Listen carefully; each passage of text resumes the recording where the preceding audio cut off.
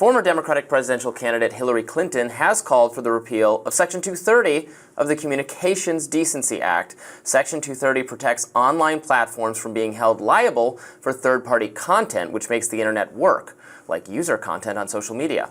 Watch her comments. We should be, in my view, repealing something called Section 230, which gave platforms on the internet immunity because they were thought to be just pass-throughs, that they shouldn't be judged for the content that is posted. But we now know that that was an overly simple view, that if the platforms, whether it's Facebook or Twitter X or Instagram or TikTok, whatever they are, if they don't moderate and monitor the content, we lose total control. And it's not just the social and psychological effects, it's real harm. Now, for free speech absolutists like myself, repealing Section 230 would result in censorship. Many users erupted over this on X, writing, quote, "The key word here is control. This is how communists talk. She said the quiet part out loud. I don't think she was supposed to do that. I thought the whole point of freedom was not to be controlled. Shouldn't she be in jail already?" But I do think repealing Section 230 is a terrible idea. Now, one that, unfortunately, many Republicans have joined Democrats in calling for. Hillary Clinton is far from the first political figure to suggest this. This is a popular idea from Elizabeth Warren and Bernie Sanders as well, and also Donald Trump and Ted Cruz and many Republicans. Everybody likes the idea, for some reason, of giving Congress more control over what you can say on social media. I think this would be a terrible idea, because imagine if that's how it worked. If you could sue, let's talk YouTube. We're a YouTube-based show. If YouTube could be sued for things people say on YouTube, then they wouldn't work. They wouldn't allow you to post at will. They would have to vet the content. That would end our show and all YouTube-based commentary and all commentary on Twitter and on Facebook as we know it. Hillary Clinton knows that. She doesn't like the commentary because it's very anti-her. And so that's what she's proposing. And Republicans would be fools to go along with it because it would end up limiting their speech primarily. Are you ready for this? Go ahead. Robby, can you believe what I'm about to say? I don't know. What are you? I agree with you. Oh, how about that? How nice. I agree with you.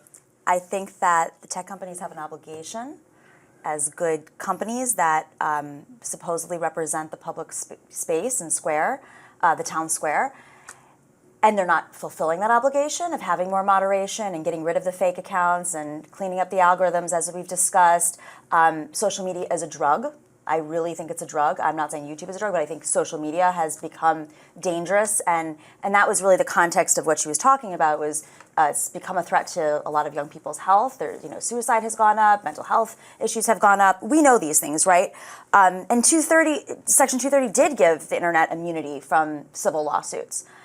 And that is there for a reason. I also find it fascinating that Hillary Clinton is talking about this, and she specifically says, these were supposed to be pass-throughs. She basically makes an argument for Julian Assange. That is what he claimed Wikipedia or WikiLeaks were when they released, Edward Snowden's files. And she was always opposed to that argument. So essentially, she just said what we all know, which is Julian Assange was using the platform as a pass-through, as a journalist would do.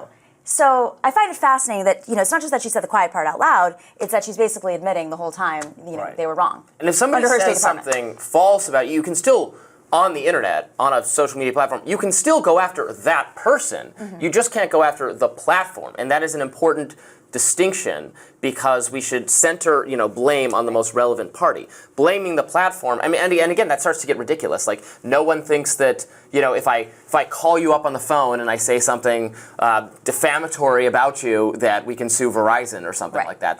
That's the equivalent of doing it to some degree on Facebook or Twitter or anything like that. All right, we're agreeing, but I am going to pick a fight with you anyway now on the mental health aspect of it. Yeah. So I certainly agree that social media can be bad for some people's mental health under some circumstances, obviously. Just like anything, it is addictive for some people, and addictive things, be it alcohol, drugs, gambling, etc. Actually, gambling is the best example, because the overwhelming majority of people can go to the casino, have a little bit of fun, spend some money, and not, bet the farm and the house and the wedding ring and their college kids' tuition.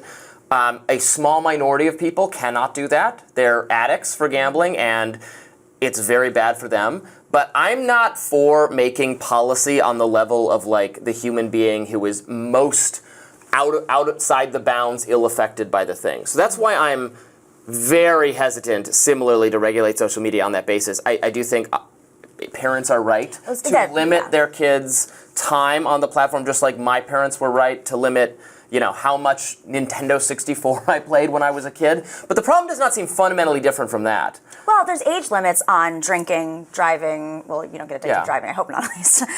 Drinking, gambling, you know, there are age limits on these But things. the age limit on social media, I would just say, is when your parents think you're able to use it, right? But not every parent, as you know, is available at all times, or the best parent, let's be honest.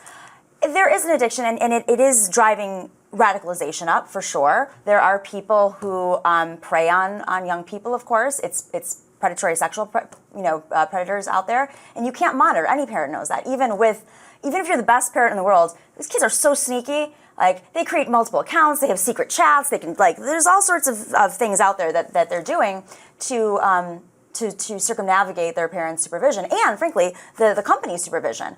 That's why, you know, in New York City, in New York State, and California as well, they're going to be banning social media and cell phones in schools during class time, which I think is right, honestly. Yeah, I mean, I don't think it should be done by the state. I think I would leave that policy to the schools. I think this might be a good policy. I'm not. There's no evidence that it works yet because it hasn't been tried. I think the best thing would be to start with schools experimenting with that. Because also you do want access to a phone if there's an emergency. So well, they said that they could still. Put remember the phone when we were in kids? Remember we just went downstairs? Phones. Yeah, I went downstairs, front office, would tell my parents I was sick when I wasn't. Yeah. So they could pick me up, or sometimes I'd go on a payphone, or I would just sit in front of the school waiting for my parents to pick me up for hours when they forgot me. Yeah, I think they put the phones in, like, have them in the classroom, put them in like a little mailbox or something inside the classroom when you go in. I think that's what they're doing. Yeah, to the same extent, like, obviously, a phone has, like, we wouldn't allow, it would be crazy to expect that you could play a Game Boy or a Nintendo Switch during class, right? So similarly, it would be crazy to think you should just be on your phone the whole time.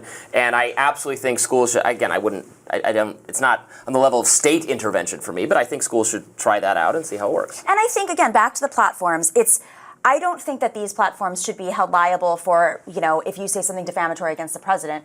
You can't control millions and millions of people. You can have moderators. They need to have better moderators. They need to have better, oversight of hate crimes. But the kind of moderation Hillary Clinton wants is you don't get to say anything bad about Hillary Clinton. That's true. So that's why it has to be. I would be first on her list. If you and it'll be Republicans too. I mean, you know, the left has been threatened also by moderation on social media. Of course, our Republicans and Democrats get together, they'd form some committee where you can never say anything bad about your government if this law was even to be tweaked. Like, there are improvements. They're not going to do it, though. They take so much money from tech. You know that. They're not going to do it. Well, I hope not. All right, we've got a lot more coming up on Rising. Stay tuned.